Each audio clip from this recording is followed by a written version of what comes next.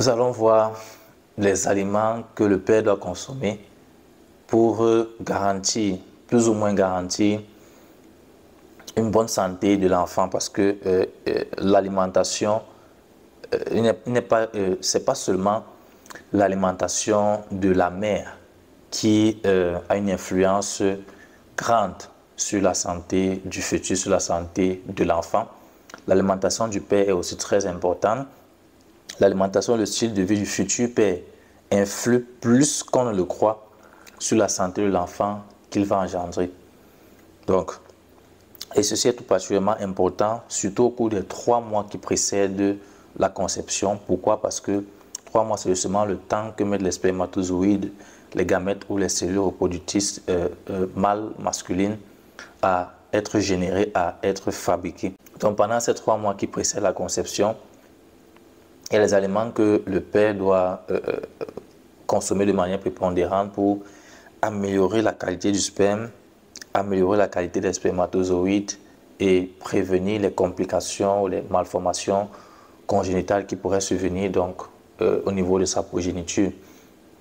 La vidéo est d'autant plus importante parce que j'ai déjà d'ailleurs fait une vidéo précédemment dessus sur l'infertilité masculine, les principales causes d'infertilité masculine et que je vous invite d'ailleurs à regarder.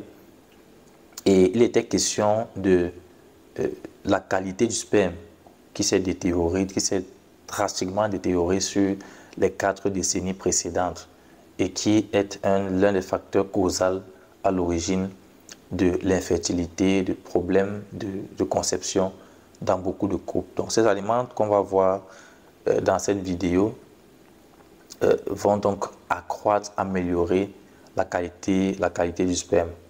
Bien, avant donc de voir les aliments qu'il faut consommer, commençons par les aliments qui seraient préférables d'éviter.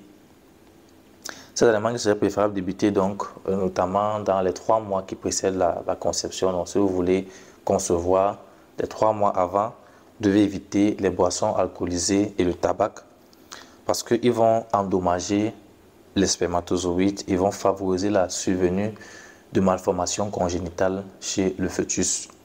Vous devez éviter aussi la viande ou en réduire drastiquement la consommation parce qu'il peut y avoir des restes, des résidus d'hormones dans certaines viandes, notamment le bétail ou la volaille, et cela peut avoir une incidence négative sur la qualité de votre sperme. Et enfin, vous devez éviter tout ce qui a comme produits chimiques, les dissolvants organiques, les insecticides et les pesticides que l'on va retrouver pour ceux qui cultivent les fruits ou les légumes en utilisant des pesticides. Donc faites attention à l'origine des fruits, des légumes, des produits bio que vous consommez. Donc il faut éviter au maximum le contact avec ces substances et consommer donc des aliments qui proviennent des cultures organiques, des aliments bio qui n'intègrent pas ces engrais hautement chimiques et toxiques ou ces pesticides. Ça, c'était pour les aliments à éviter. Maintenant, abordons donc les aliments à privilégier chez le futur père. On a notamment les carottes, les épinards, le brocoli, les mangues et les abricots. Pourquoi? Parce que ce sont de très bonnes sources de bêta-carotène. Les carottes, les épinards, le brocoli, les mangues, les abricots. Vous savez que chez nous, ici au Cameroun, on aura beaucoup plus accès aux carottes et aux mangues. On pouvait retrouver les épinards, le brocoli, peut-être même les abricots dans certains supermarchés. Donc, je disais que ce sont de très bonnes sources de vitamines, de provitamine A, le bêta-carotène. Et aussi, on va associer donc à d'autres vitamines comme la vitamine C, l'acide ascorbique ou la vitamine E, le tocopherol. Cela va contribuer à la protection des spermatozoïdes et à éviter les mutations génétiques, à éviter les modifications de l'ADN. Nous avons aussi les agrumes, le kiwi, la goyave, qui seront riches en vitamine C. Notamment 4 oranges et 2 kiwis par jour apportent la quantité recommandée de vitamine C qu'il faut par jour. Donc, en consommant 4 oranges, vous consommez 250 mg de vitamines, c'est largement suffisant pour une journée sur 24 heures. Donc, quand on parle d'agrumes, on parle donc de pamplemousse, on parle de citron, on parle de mandarine, on parle d'orange.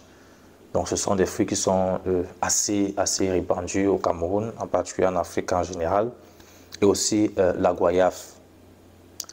On continue avec le blé, surtout le germe de blé.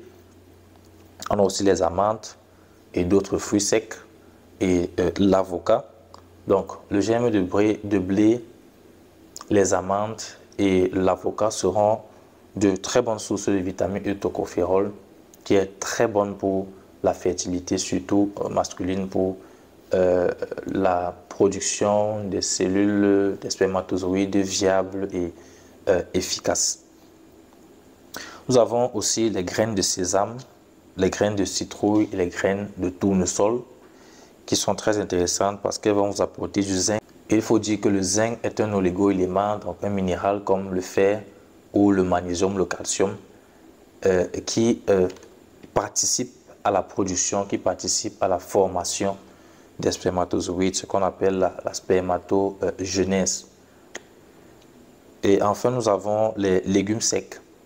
Et les légumes, en général, les feuilles, qui vont donc apporter des folates qui sont nécessaires à la formation des spermatozoïdes. Donc, les folates, c'est la vitamine, l'acide folique, la vitamine B9, qui seront donc très utiles toujours dans la spermatogenèse. Donc, voilà un peu pour les futurs papas qui souhaiteraient soit contribuer à la santé de leur futur bébé ou encore améliorer la qualité de leur sperme. Voilà des astuces alimentaires, des aliments à éviter, des aliments à adopter qui pourront vous aider dans ce sens.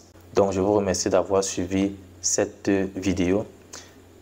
N'oubliez pas de liker, de partager si vraiment vous l'avez trouvé intéressant, si ça vous a été utile. Merci de m'encourager en likant et en partageant au maximum. Et si vous n'êtes pas encore abonné, il y a tellement de bonnes choses que vous ratez sur ma page Facebook ou sur ma chaîne YouTube. Il y a des vidéos intéressantes sur la fertilité, notamment comme j'ai parlé dans cette vidéo, que ce soit chez l'homme ou chez la femme, sur plein d'autres sujets de santé, les médicaments, puisque je suis pharmacien, la santé féminine, la santé masculine, les aliments et votre santé, les maladies cardiovasculaires, le diabète et autres. Donc, n'hésitez pas à vous abonner pour ne rien manquer de mes prochaines publications.